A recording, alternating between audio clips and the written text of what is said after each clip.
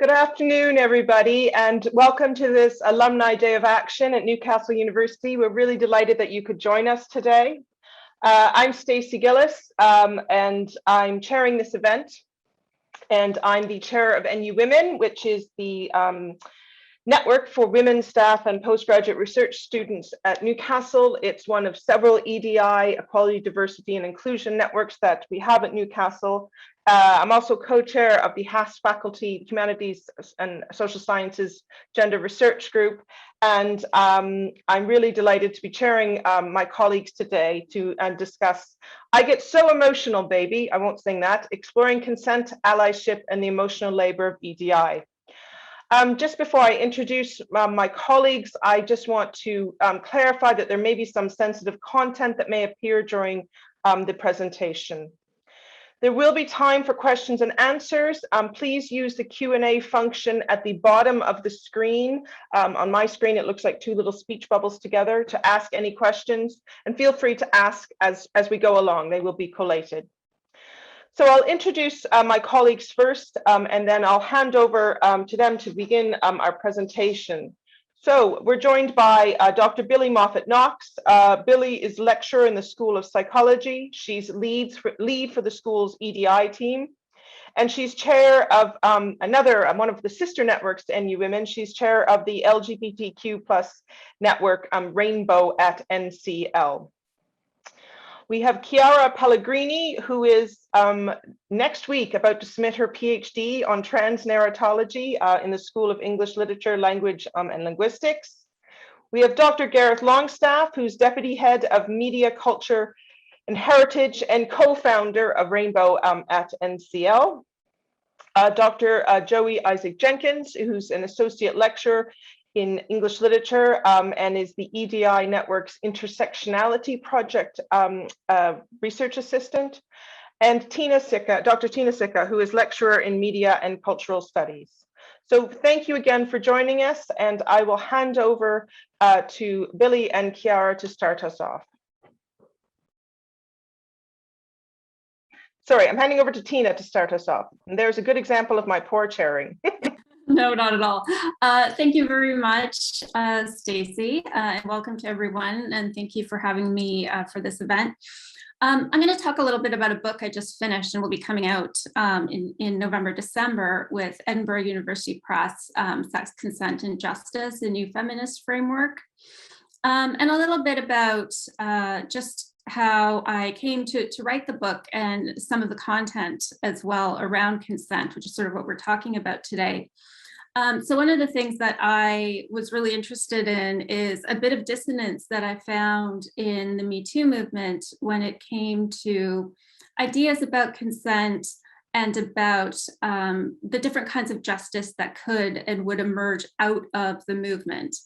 There was an explicit support of Black Lives Matter, but there was also a push for carceral forms of justice that would come out of any kind of gender-based violence, which didn't really sit with Black Lives Matter, which has a sort of more abolitionist stance.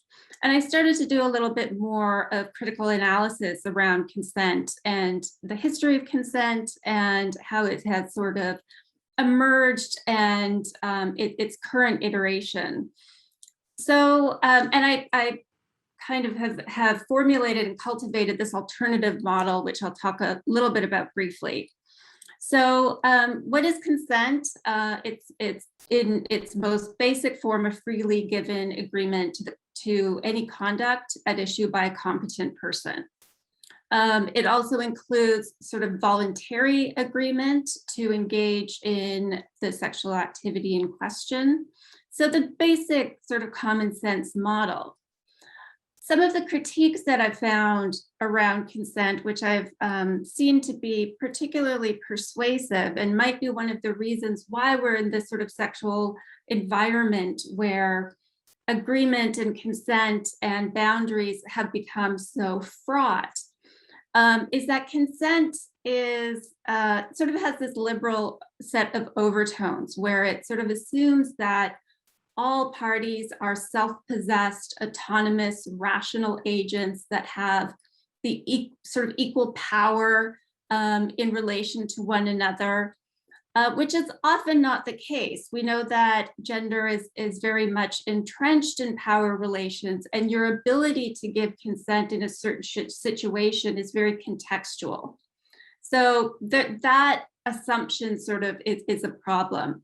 It's also very gendered because it's one person asking for something and another person giving consent, which is often very gendered, where the person who is asked for consent is a woman or female. It's very formalistic in terms of its sense of justice, where it's sort of, a sort of legal encoded. It's not very embodied. It doesn't take into consideration how sex actually happens. It's very heteronormative, so it assumes male-female relationships. And it also is racialized because the history of consent very much assumed that under slavery, Black women could not give consent, and that Black men were sort of over-sexualized. And it's ableist in the sense that, it assumes a certain kind of cognitive capacity and a certain kind of competency. And then we move on to affirmative and enthusiastic consent, which is better. This idea that you need to give full affirmative consent. It has to be voluntary.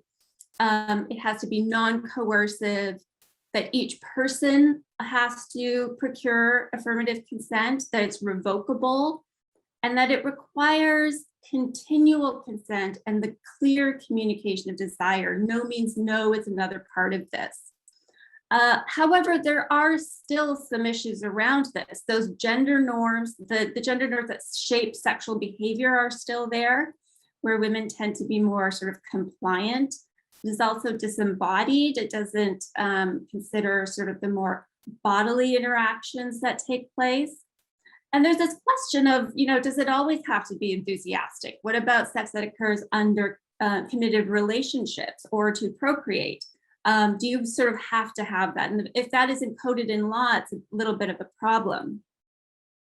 There are other kinds of models as well, autonomous sexuality, models that look at integrity. I'll leave those aside, but through a kind of iterative analysis of some case studies that I did around Harvey Weinstein, Jian Ghomeshi, and a few other case studies around Me Too, I came up with this alternative model, which I'll go over a little bit. Next slide. So the alternative model is what I call a pleasure and care-centered ethic of embodied and relational sexual otherness, which is a mouthful. And I sort of leave it to someone who has a more sort of quippy way to really sort of communicate what this entails. But in a nutshell, it is a model that I wanted to kind of articulate and then push towards more policy reform. It's one that understands, number one, that all sexual acts are formed out of assemblages. So we have to think about the whole context. So bodies, technologies, norms, laws, intensities. And how I have kind of done this is sort of to look at the context and sort of look at it from different perspectives. And that all kind of actions are value laden. So that's the first kind of presupposition. It also agrees that sex must center on mutual pleasure and care for self and other, while also leaving room for transactional sex. So sex work and everyday sex. So that's number two. Number three, it accepts sexual practices that push queer boundaries or that queer boundaries and understands sex as an unbounded practice that can be risky, excessive, energetic. So that aspect of it that doesn't really come across in consent and more kind of legalistic models has to be part of anything that goes forward. It requires an ethic of communication that be manifest in, for example, through the discussion of boundaries, bodily cues, communicated verbally, centers on an orientation to the other, where the other is with whom you are co-constituting the sexual act. So it's this generalized sexual otherness, and that you have an epistemic obligation to recognize them as an ethical subject. And that has to be something that is really engendered. And finally, it reflects how sex is embodied, and it's not solipsistic, that it's relational and co-determinative rather than individualistic. And it has to account for unequal power relations. And that's another aspect that I think doesn't get brought into the conversation when it comes to models that already exist. Now, just sort of to close, what I've done is sort of to look at different legal cases and to sort of apply what would be different if this model was taken as the overarching way to think about what is permissible and not permissible. And I sort of found that, there are some instances where this, coupled with a restorative justice model, can be quite fruitful in making sex something that is mutually pleasurable, but that also has to be inculcated at a very early stage. So through education and things like that. And that's something that I'm now working on a little bit more. So I'll leave it there, but thank you very much. Thank you so much, Tina. We'll now move on to Billy and Chiara, who are going to talk about exploring allyship. Thank you, Stacey. Thank you, everyone, for having me here today. So as Stacey mentioned, I am the chair of the university's staff and PGR network for LGBTQ+ staff and PGR students. We're called Rainbow at NCL, and Gareth here today was one of our founders.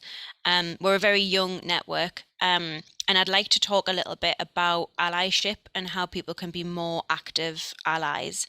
A lot of people will call themselves an ally, whether that be for the LGBT community, or for other oppressed groups, such as people of colour, but unfortunately claiming to be an ally and tolerating and even accepting or loving our community, people from our community, is simply not enough if you genuinely want to see progress towards social justice. LGBT people have always had allies. There have always been cis hetero people who accept our community. But if that were enough, then LGBT people wouldn't be disproportionately affected by things like harassment and homelessness. And we would have systems that include us rather than marginalize or exclude us entirely. And we wouldn't have to exhaust ourselves by doing the work to correct those systems. We wouldn't have to take on the emotional burden for our fellow LGBT individuals. So nowadays you will hear people using the term active ally rather than simply ally, because what oppressed groups need is action now, not simply acceptance or tolerance. So I've provided some examples here of the actions that one might take to be an active, effective ally. And rather than go through every bullet point in turn, I'd like to just kind of focus on the general message across several of them here. So firstly, we ask you to actively seek out information to educate yourself. Read books about LGBT history written by LGBT people. It's not enough to wait for an LGBT person, for a stranger or a family member or friend, or a newsreader to tell you about our history. And this applies across all of the characteristics, not just LGBT history. But we need people to go into bookstores or go online and actually start reading about our community and then teaching that history. Secondly, microaggressions can be incredibly harmful And what may seem like a harmless or trivial turn of phrase to some is actually very emotionally and mentally damaging to the LGBT community. LGBT people hear often several times a day, every single day, different microaggressions. So, for example, I present outwardly in a typically feminine way, and people will see my wedding band. And so they'll say, a stranger might introduce themselves and say, "Oh, I see that you're married. And what does your husband do? Or what is your husband's name?" And I used to struggle with that a lot in my 20s. I really, really struggled with how I should react in that situation. And I would often take on, I know emotional burden's going to come up in a minute. I would often take on an emotional burden in that scenario and engage in a conversation with that person where they were excusing themselves once I corrected them, and asking me to educate them further. Now I simply respond, actually, my wife's name is Emma and they're non-binary. And that is something that it rolls off the tongue now because I've had to do it so much. So LGBT people, through microaggressions such as that example, are required to come out all over again, sometimes multiple times on a daily basis, especially, for example, if they're in a new environment, if they're starting a new job. And it can just be absolutely exhausting.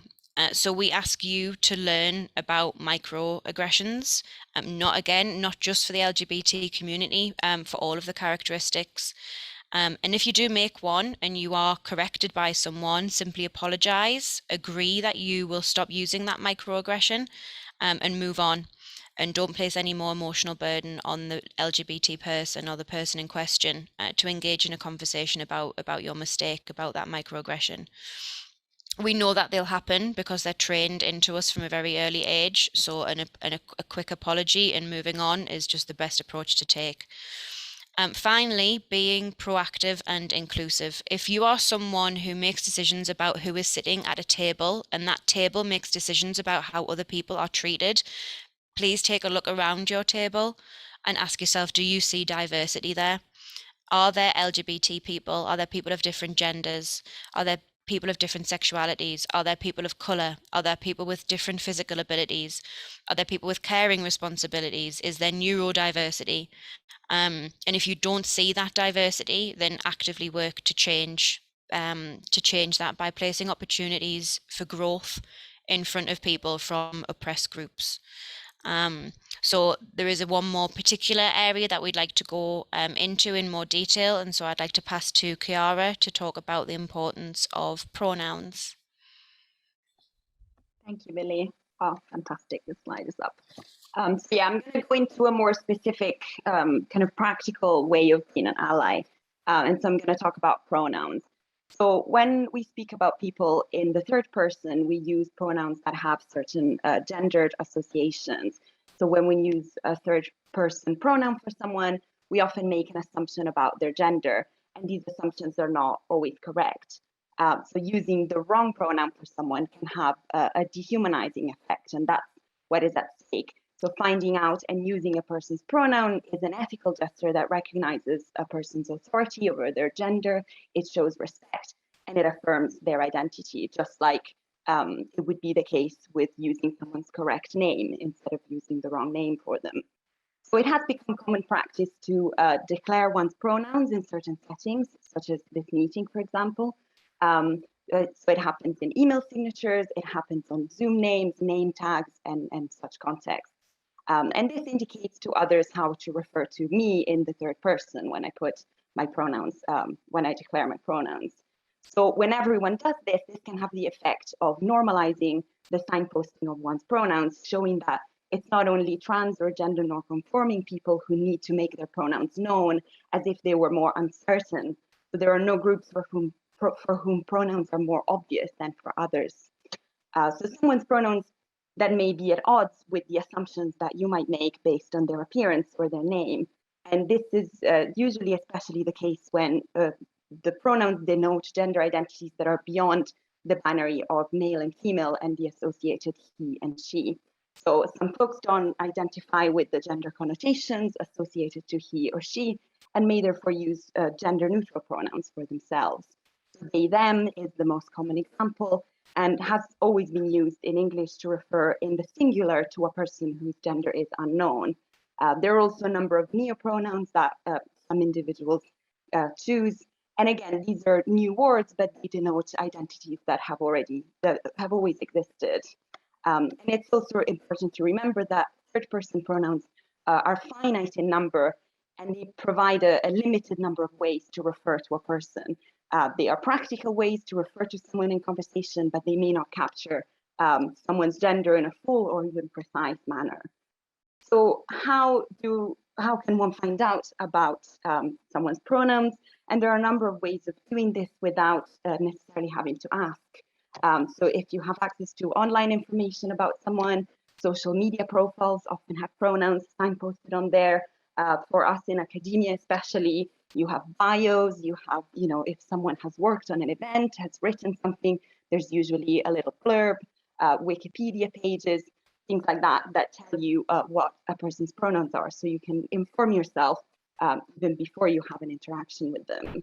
And it's important to remember that while it's good to signpost one's pronouns and encourage others to do it, it's a different thing to demand to know someone's pronouns. And there are reasons why some individuals may not want to declare their pronouns. And it is often possible not to use the third person at all, perhaps in that case. In my experience in classrooms, for example, in Zoom meetings, it's actually quite easy to say you and to refer to someone in the second person if they're present. So ultimately, asking for pronouns should not be about making allies feel better because we can't make mistakes. It should be about creating a safe and affirming space. So speaking of mistakes, Billy covered this a little bit. So essentially, I'm going to say something quite similar here. As allies, it's important not to make the mistakes about ourselves. So if we use the wrong pronoun for someone, the best policy is to thank the person who has corrected us, implement the correction, use the right pronoun from then on, apologizing, but also most importantly, moving on quickly. Because again, dwelling on the mistake centers the feelings of the person who has misgendered someone rather than the feelings of the person who has been misgendered. And also it singles out the person who has corrected the person who's made a mistake. And it singles them out as someone who is interrupting or creating a problem. And so I guess a way to summarize this whole situation is, as allies, let's try to use pronouns consciously. This could be like a general rule of thumb. So yeah, that's me. Thank you so much, Billy. Thank you, Chiara. Now our final segment is with Joey and Gareth. They're going to talk about the emotional labor of doing EDI work. Thanks, Stacey. Hi, everyone.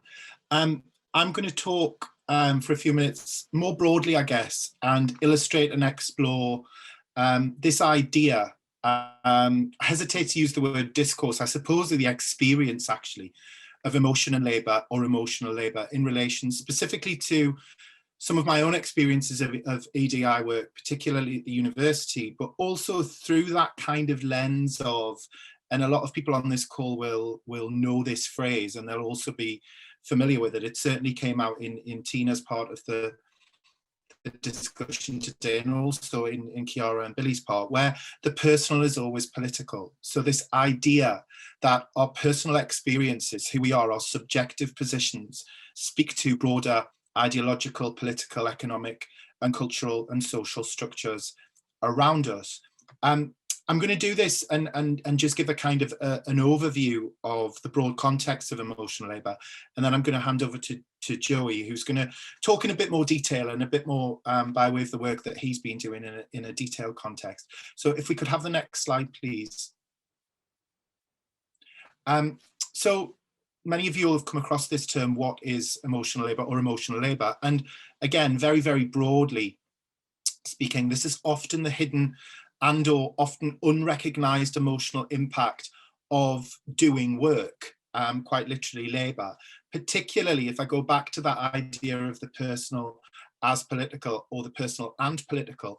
Many of us who work within EDI contexts find that because of our experiential and our emotional investment, our passion, our affirmation, our advocacy, if you will, for the kinds of things that we activate and protest often against, we find that we become overly invested emotionally into the kinds of things which are often only recognized as work. So that creates a tension, and it creates, to almost paraphrase the work of Lauren Berlant, a kind of cruel optimism, if you will, particularly in what might be understood more broadly as kind of neoliberal contexts. And again, I appreciate that's a hugely loaded kind of way to articulate it, but nonetheless, in my mind, it's one of the key sort of ways to position these kinds of concerns. In EDI contexts, we are often, therefore, the stakeholders in the issues that we're asked to address. And again, to use that idea of cruel irony or cruel optimism, and again, not to use that idea of cruelty as too loaded, but we find, don't we, that often the issues that we're trying to move ahead with, that are advocating, are often difficult to measure, difficult to quantify, and difficult to recognize. Now, again, that opens up a whole Pandora's box of methodological, epistemological, critical challenges. But certainly, and speaking from experience with my work from EDI, that's been one of the tensions, the idea that this is incredibly worthwhile, incredibly important work, but often it's just difficult to do. It's difficult to find the ways in, it's difficult to find the right people to speak to, and often the emotional landscape of our work becomes incredibly complex and challenging. So work there can be both incredibly fulfilling, but also emotionally demanding and emotionally frustrating. So emotional labour here becomes a kind of space which is informed and often compounded by who we are.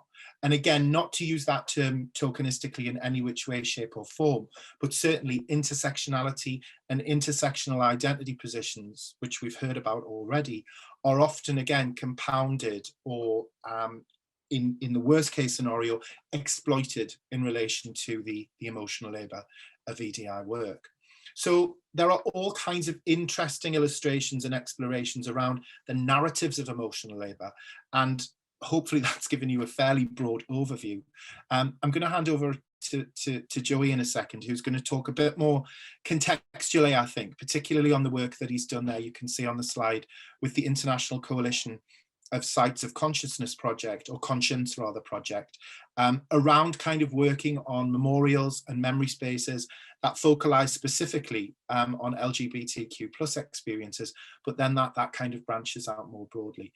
So if we can have the next slide, please, and I'll hand over to Joey. Okay, thanks, Gareth. Yeah, so as a way, I guess, of illustrating some of what Gareth has described here, I'm going to quite anecdotally share some of my recent experience working on a collaborative project between Newcastle University and the International Coalition of Sites of Conscience, as Gareth said. So first, a bit of background on their work. The ICSC, as it's known, is a non-profit organization that functions as a global network of historic sites, museums, and memory initiatives that try to connect past struggles to present-day human rights efforts. They work with member sites around the world in post-conflict and post-atrocity contexts to ensure that those histories are preserved and interrogated as a way, in their words, to turn memory into action. Now, I was brought on board the wider project to lead on a strand aimed at mapping a global network of sites with particular significance to the LGBTQ+ experience. This meant locating currently active museums and memory initiatives that are focused on drawing on the lessons of a shared history in order to build a more just future for LGBTQ+ communities. So I took on the work and was attracted to it, I guess, in part because I had a personal and emotional investment in its aims. I was heartened to know that this kind of work, firstly, was going on, and I was excited by the prospect of its impact beyond academia. And I think It's worth noting here that for a lot of us doing EDI related work, these kinds of emotional investments are often a driving factor. They're often the thing, at least, that leads us to say yes when we're asked to be involved in EDI work. When I did begin work in earnest on the project, though, filled as I was with beans and with purpose, what I was immediately confronted with was a litany of search results and news stories detailing the vandalism and destruction of LGBTQ plus memorial sites. And can I get the next slide here, please? So any results that were relevant to the work itself, both in scholarly and non-scholarly contexts, were buried under a mountain of examples. And you can see them here, showing the ways in which LGBTQ plus heritage has been erased and defaced by hate groups and individuals seeking to threaten our community. And for me, that was a very sudden emotional about turn. What had been producing a sense of fulfillment and pride was now forcing me to confront shocking and often quite profoundly upsetting materials. And I just want to sketch out here fully the emotional landscape of the work, some of the emotional labor that's involved here.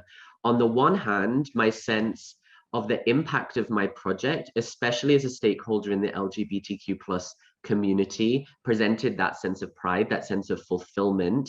I also found joy in locating little known sites and initiatives. And I was excited, as I said, by the opportunity to help support their work. On the other hand, I was deeply affected by the exposure to some of the darker realities facing LGBTQ plus organizations working to preserve our history.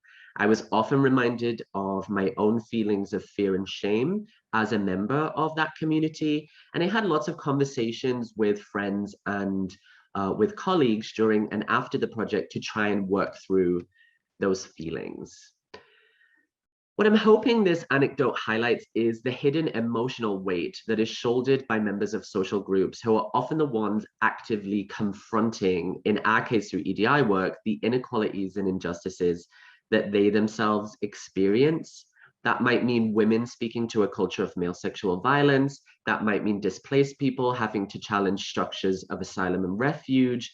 It might mean Black activists forced to watch police killings and to share traumatizing footage and testimony within and beyond their communities. And I'll end by noting that I think it's most important to remember that for a lot of us here and a lot of people doing this kind of work, this emotional labor, it does not stop when this event ends or when we punch out from work. So that's me done. Thank you. Thank you so much, Gareth, and thank you, Joey, and thank you to all the panelists for three very provocative and powerful accounts of different kinds of ways of doing EDI labor, both within the institution, but also within kind of public spaces. And thank you to the audience for the few questions I've had. If there are more questions that are striking you as the discussion continues, please just pop them in that two little speech bubbly button there on the bottom for yours, and we can ask them. So the first question that I have, which I feel is really something that we could, maybe a couple of the panelists could answer, is if you feel comfortable to share, could you give an example of a microaggression that you may have received in the workplace that those who are not within the community may not have been aware was a microaggression? So I wonder if we could maybe start with Billy and Chiara on that one, but Tina, Joey, Gareth, you may want to kind of come into that one as well. Yeah, absolutely. So one example that I gave would be making an assumption that I'm married to someone who identifies as a man, or that I'm straight. But other microaggressions, I saw that question come up, and there are a few of them, and they are all accidental, just turns of phrase that people seem to turn to when they don't know what else to say in the moment, because they have perhaps they've never come across someone who identifies as queer before. So often you might come out to a new co-worker as queer, and their response, "Oh, I love gay people. I watch Drag Race UK," or I love gay people. I've got a gay best friend," and that's lovely, but it's not what you're then putting emphasis on, the fact that we are something other to who you are, and you're making a big deal in that moment out of our queerness and our identity, when in fact, if I happen to mention that I have a wife who is non-binary and start using they them pronouns, all that you would do in a situation if someone was cis and hetero would be to join in the conversation with them.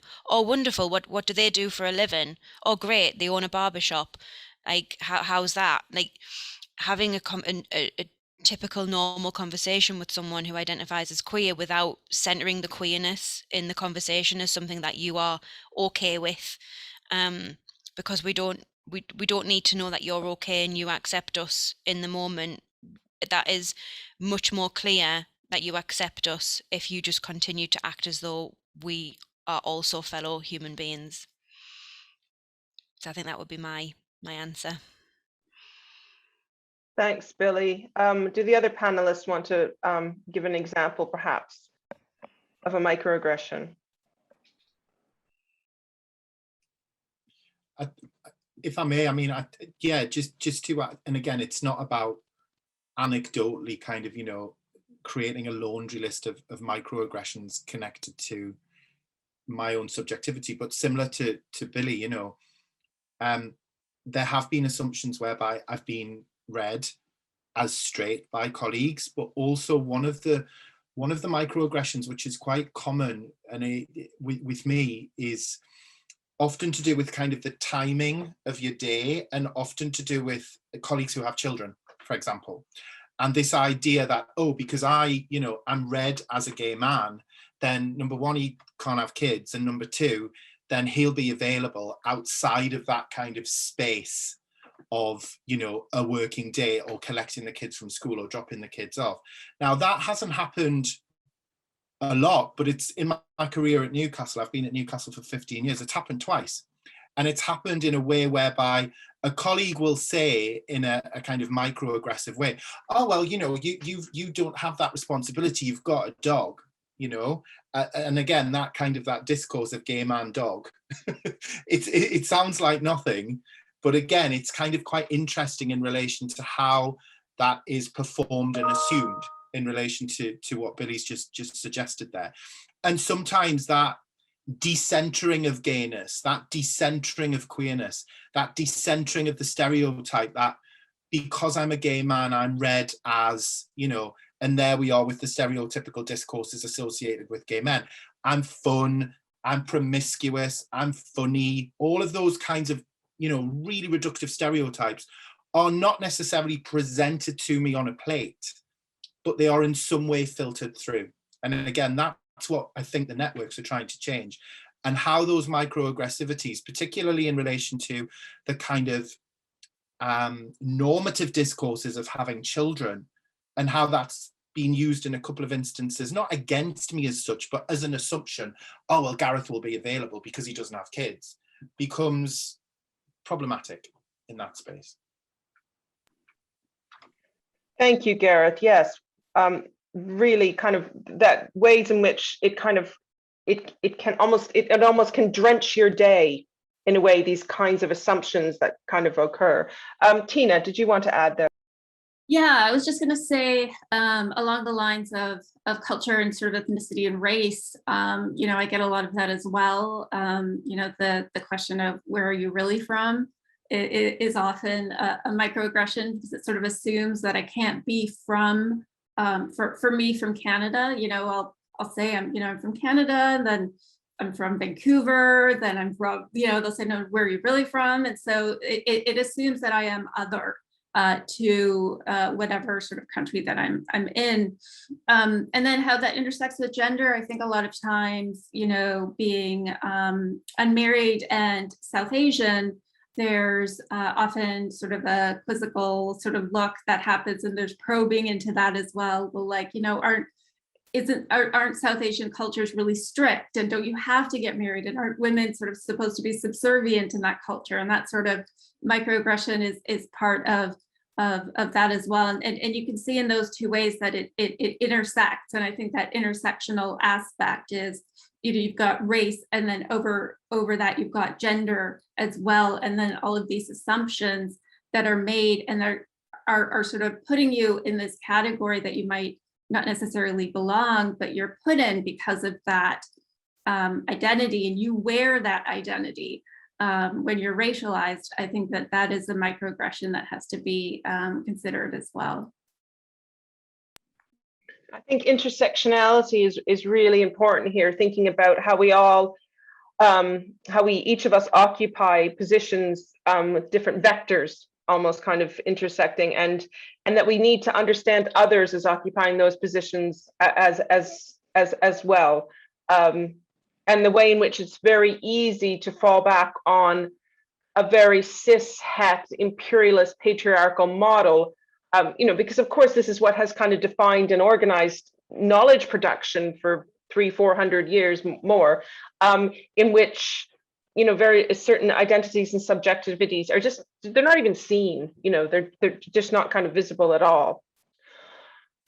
Okay, we have a couple more questions. There's a question for suggestions on further reading. And I'm going to put a challenge to all the panelists to come up with one suggestion for further reading, but not to do that right now, to think about that while the next question is being asked. So if you see what I mean, you've got a bit of time.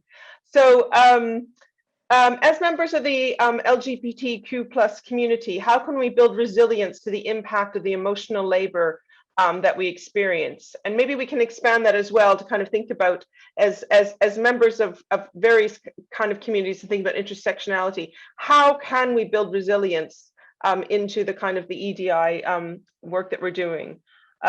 Joey, did you maybe want to start us off on that? Yeah, I can certainly speak to that. How do we build resilience in the face of these kinds of burdens? I would maybe say two things. Firstly, I think some of the strategies for building resilience are already extant within our communities. And that's the answer, isn't it? It's developing and fostering a sense of community. And in, you know, LGBTQ context, I know that after I was confronted with some of those very difficult materials, I did reach out to other friends and colleagues in the community to try and work through some of the emotional fallout of that work, and also to return myself to that feeling of celebration and pride that initially it gave me. And I was able to do that, and it's through a sense of community. And then I guess the thing I'd add also is, here there needs to be, we need to be very comfortable talking about emotionality, what we in the academy kind of hoitily call affect. We need to be more comfortable talking about our affective lives at work, and accepting that our affective lives do not end when we enter our offices, and that we are emotional creatures throughout our day, and trying to separate our emotional selves from our work selves is, you know, a bit of a fool's errand. So yeah, I think finding solace and refuge in community, and also being more vocal and more comfortable about ourselves as emotional creatures, both can help to build resilience. Earlier this week, I was doing the induction for our stage 2 students who have never been on campus before at all. And so I was doing the greetings for them and walking them through things. and they were so happy to be there. And I kind of welled up giving the talk because I was so pleased for them and I was so pleased for us. And my voice kind of caught a bit, and I said, I'm so sorry.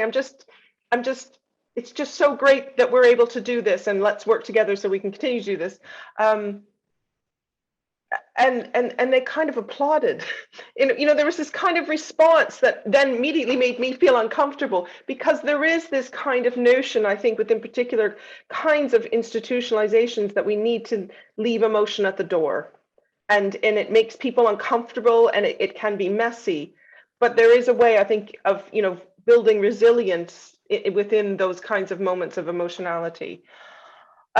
Stacey, Yep. I'd maybe just add there as well. I think that notion of building resilience, it can often feel or be assumed that that is a kind of personal journey. How do I build resilience? But actually, in furthering those conversations about ourselves as emotional beings, we build resilience as a community. Right? And so we're helping not only our colleagues in having those conversations, but for those of us who teach, our students as well. We're making sure that our students feel comfortable to discuss and be open about their emotional lives in a way that they need to be, or at least they know the avenues that are available to them to reach out and to have those conversations. Can I just add to that? I completely agree. And I think just what you said before, Joey, about how resilience is folded into, and it's the kernel of, it's the crux of, isn't it, marginalized communities and of intersectionality, and this idea that we often lose sight, particularly in EDI work, of our strength and our resilience and our passion. And EDI work should not be, that kind of administrative burden, which often it kind of can become. And I think that, the resilience that we have is already there. It's built into intersectional work. It's built into activism. It's built into queer communities. It's built into any marginalized communities. And also what you were saying about allyship, before, that this is something which all of us have the capacity and the passion to kind of develop and to flesh out in all kinds of settings. And I think that, if we do hinge it or kind of lever it through a queer lens, if you like, and again, that's very, very broad, or an intersectional lens, then we begin to see the possibilities of what resilience is. There is this assumption that resilience needs to be in the face of kind of adversity or negativity, and it doesn't. It doesn't necessarily be. It can be in the face of something which is incredibly affirmative and passionate and open. And I think that openness and that passion is a massive part of what we've just done today, actually. No, absolutely. Thank you, Gareth. I hope you're all still coming up with the one piece of reading, but we've got another question that I'm going to ask, and then I'm going to get you to do your one piece of reading, please. So we have a question that says, thank you all. In an educational or workplace setting, what are your thoughts on getting the balance right between telling, for example, those are the red lines you must not cross, and guiding about the values that we hope that all members of our community would aspire to? Can too much telling sometimes create its own challenges? Chiara, do you want to pick this up? Yeah, I guess it speaks to what I was saying in terms of asking, the line between asking and demanding people's pronouns, for example, is something that is related to that negotiation, and just the idea that I think both are important. Like it is good to have very clear boundaries for things that are not acceptable in a given workplace or in a given community. But at the same time, it can't all be about what the rules are, and then we just blindly follow the rules without thinking why those rules are in place. So the values that are, so for example, if we have rules about pronouns, values that those rules are born from need to be embodied by the people giving these guidelines as well. It can't just be, these are the rules and we must do it because this is the thing that we must do. But I guess it's important to perhaps educate people about why we're doing certain things, why there are certain rules in place, why certain things are not acceptable, rather than giving them a sort of sheet of kind of regulations. And I guess too much telling, that's the pitfall that I would say is there, that it can become about rules rather than about actually embodying particular values, if that makes sense. Yeah, brilliant. Tina, did you have your hand up, or? Yeah, I just wanted to quickly say, I think it really does, in some instances, come down to cultivating cultures of respect and reciprocity, so that if someone does slip up, there is a baseline of kind of connection there and respect for the other, that someone can redeem themselves and learn from whatever happened. And so I think that's some of the work that I do around consent and restorative justice, and that restorative justice, a transformative justice part of it is that, even when there are, aspects or occurrences or instances of people slipping up or doing something wrong, that there's a way to kind of come back from that and to learn from that. But I think that, fostering and cultivating a workplace culture where that is permitted and supported is really important. And it's a learning process. So you have to be proactive, you have to be supported, you have to be engaged, and you have to kind of, take a leap every once in a while and ask questions if you're unsure, and do that research. Don't always rely on the marginalized person to tell you whether or not it's right. You can actually go out and find those answers, which I think is another really important part of it. I also would say, tied to the last question, having structures in place that make that resilience really difficult is something that also needs to be addressed and challenged at every opportunity. Because I know doing EDI work in general, it's often the case that institutional structures and forces are there so that resilience is really undercut. And so I think that that just has to be kept in mind also. Yeah, no, absolutely. And I think here we're back to this notion of community and communities within community as well, broader communities and the connections that we make. Billy, did you want to add something very quickly there, or? I think Tina touched on, I was going to say, for me, the balance comes from trust. Trusting that what we're telling you is the truth of our experience, and trusting that the information that you read is actually people's lived experiences, and things need to change. And so then that hints at what Chiara was saying, that it comes down to education. We're not telling you what to do, we're asking you to do better, because this is what our experience is, and we're asking you to trust us in that. And for me, I build trust with my students by being completely transparent with them. I let them know my own who I am as a person, my identity, and because of that, I have students that come out to me and say that there's no one else that they felt that they could do that, and they could come out to, and that builds this sense of trust with the other students, that they can see that there's someone in the university that actually cares, and we're not telling you what to do, we're pleading with you that these things need to happen. I think that's, for me, that's where it comes from. And need to change. Yeah. Okay, I'm aware of time, so everybody very quickly has to say one thing that they're going to suggest as further reading. Gareth, I'm going to start with you. Sarah Ahmed's The Cultural Politics of Emotion.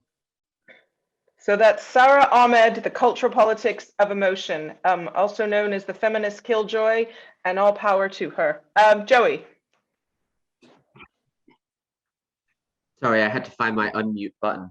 I guess one of the texts that is kind of relevant here, and I think is accessible to people both kind of in scholarly context and outside of those, is a book called The Managed Heart by Arlie Russell Hochschild, which is actually the origin of the phrase emotional labor.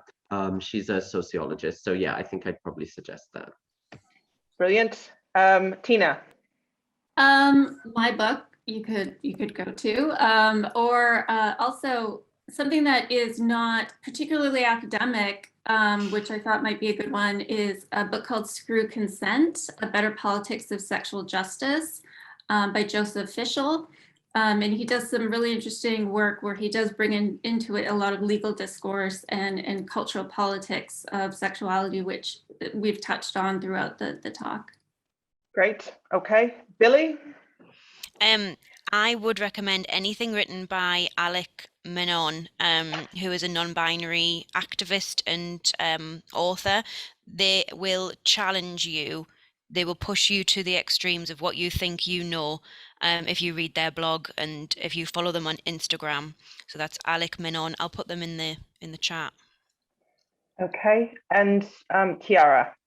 Yeah, I have two kind of extremes of specialism. So something that is very basic and very useful is this website called mypronouns.org, which gives a very kind of basic overview of why pronouns are important, how to navigate, essentially things that I've covered in my talk. And on the other hand, if you're interested in a very technical linguistics side of it and how pronouns are used and how people make assumptions about gender and language, Lauren Ackerman's work, she's a linguist at the School of English, and she does some really great work with gender neutral pronouns and assumptions about pronouns. So yeah, those are my suggestions. Brilliant. Thank you all very much. And thank you. I'm going to clap for thank you to all the panelists. Thank you to the audience. If you've enjoyed this event or any others in the last 2 weeks, you can find out how you can get involved on our website, where you'll find opportunities from volunteering for NEST to donating to Newcastle University Student Union's Trans Fund. This fund was set up last year in 2020 with the purpose of providing financial support to trans, non-binary, and gender questioning students and to improve the quality of life by reducing financial stresses for these students. The fund supports them by helping them to purchase new clothes for their gender identity, buying necessities such as binders, or even the quite expensive cost of the deed poll application for legal name changes. And to find out how you can donate to the fund, visit the website or scan the QR code. And if you've enjoyed the event as well, you can join us next week as we explore social justice within health and well-being. And in the following and final week of our Alumni Day/Month of Action, I'm thinking about race, religion, and migration, which concludes with the annual meeting of Convocation on Saturday, the 9th of October. And to find out more, visit the website. But thank you all for joining very much, and I hope you enjoyed it. And I'm sure I speak for all the panelists, including myself, that if you have any more questions, just reach out to us, and we're very happy to kind of talk through more ideas with you. Take care, all.